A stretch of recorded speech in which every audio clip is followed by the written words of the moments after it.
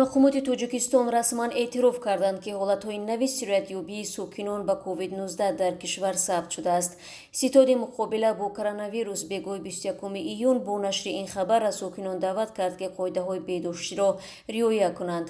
Дар хабари Ситод мушаххасан гуфта нашудааст, ки чанд нафар ба COVID-19 гирифтор шуданд. вазорати тандурустии Тоҷикистон аз 10 январ ба ин тараф хабар медод, ки дар кишвар ягон ҳолати сироят ба коронавирус сабт нашудааст, вале шубҳаву гумон дар бораи изҳороти вазорат ҳамчунон зиёд буд, бахусус дар рӯзҳои ахир, ки расонаҳо аз мусбат баромадани натиҷаи ташхиси чандин нафар дар озмоишгоҳҳо хабар доданд.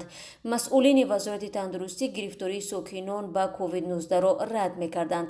ситоди муқобила бо коронавирус сабаби дубора хуруҷ кардани бемориро ба бетаваҷҷӯҳӣ, риоя накардани муҳлати муайяншуда барои худмуҳофизати шаҳрвандони мамлакат, ки аз хориҷи кишвар баргашта буданд, ва истифода накардани ниқоб рабт додааст. вобаста ба ин аз ҳар як сокини мамлакат қатъиян риоя намудани тавсияи мутахассисони соҳа, бе зарурат гашту гузор накардан, истифодаи ниқоб дар ҷойҳои ҷамъиятӣ ва дигар маводҳои безараргардонӣ талаб карда мешаванд, омадааст дар хабари Ситод.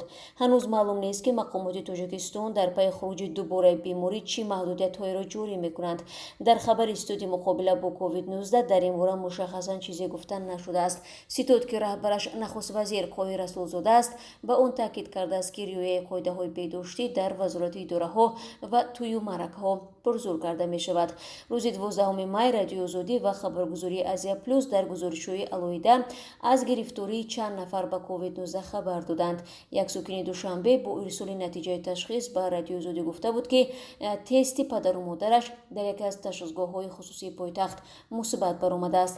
хабаргузории Азия Плюс ҳам аз манбаи худ дар озмоишгоҳи Диамед иттилоъ дод, ки 8 июн танҳо дар шаҳри Душанбе 100 гирифтории коронавирус ошкор шудааст. расона менависад, дар озмоишгоҳҳои дигар низ пайдо шудани беморонро тасдиқ карданд. масъулини вазорати тандурустӣ ин ҳамаро рад карда буданд. Эмомалӣ Мирзоев, сухангӯи вазорат, рӯзи 14 июн ба Радиои Озодӣ гуфта буд, ки гумонбарони сироят ба коронавирус ҳастанд, вале ташхиси ягон нафари онҳо мусбат набаромадааст.